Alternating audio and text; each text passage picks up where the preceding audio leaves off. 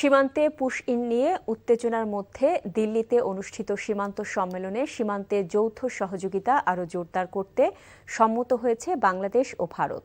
সম্মেলনে বিজিবির পক্ষ থেকে পুশ ইন বন্ধের আহ্বান জানানো হয়েছে। শুক্রবার এক যৌথ বিবৃতিতে বিজিবি বিএসএফ বলেছে, সীমান্তে গোয়েন্দা তথ্য বিনিময় বাড়ানো এবং সমন্বিত টহল কার্যক্রম শক্তিশালী করার সিদ্ধান্ত নেওয়া হয়েছে।